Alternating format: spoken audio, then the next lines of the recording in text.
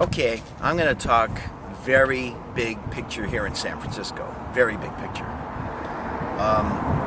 This will be one of my most important videos in a while. I feel very inspired, obviously, on this beautiful day with the Golden Gate and everything. I'm going to talk gold, silver, bonds, and commodities. Let's talk about wheat and oil. Okay, the bottom line, the question on everybody's mind, gold's fluctuating 1330 to 1350. I think it's at 1348 at this particular moment. Sure, it's been a big move since I recommended it on YouTube at $666. So the question with a lot of people and billions of dollars worth of gold is, should I sell, take profits, hold it?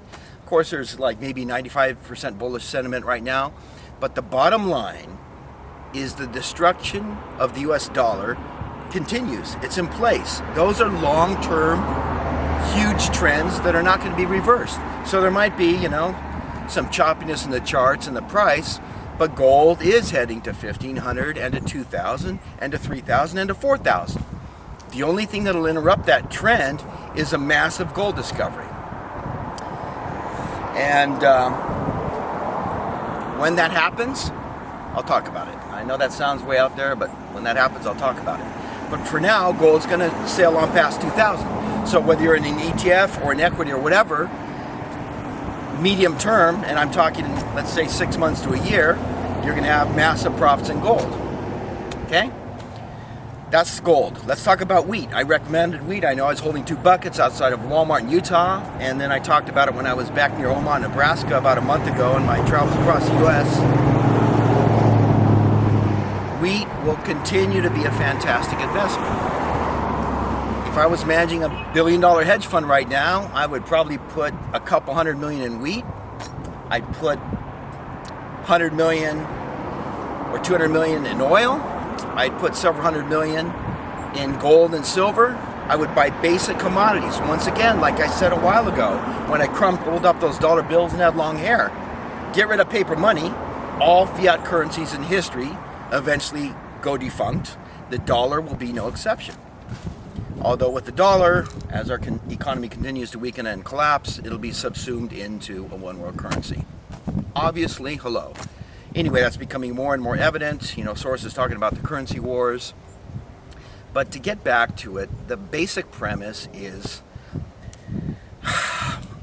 the only reason the dollar hasn't fully collapsed, it's being supported, and we're entering a depression here in the United States. But yes, the time is about to come when the inflation, they're talking about the quantitative easing. I think that's going to happen within the 6 to 24 month period.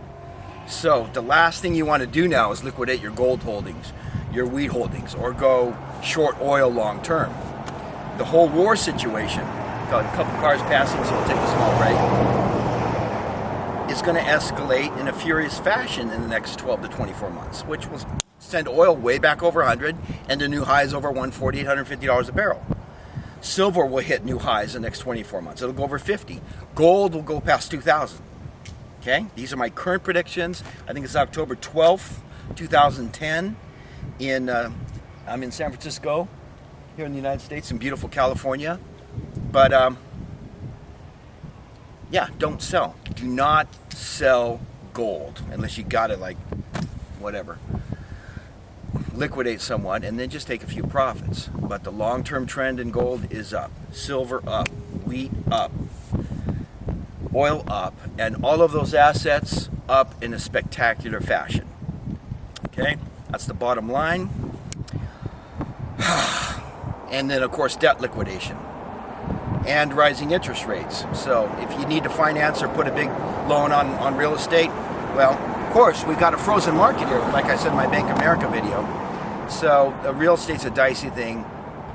This video is about commodities and getting out of fiat paper assets in the United States, the US dollar, get into real things. Gold, silver, wheat, oil. Cuatro cosas. Are we good? Okay. Got to head back to Sacramento and then Utah. Rock on, everybody. Ciao from San Francisco.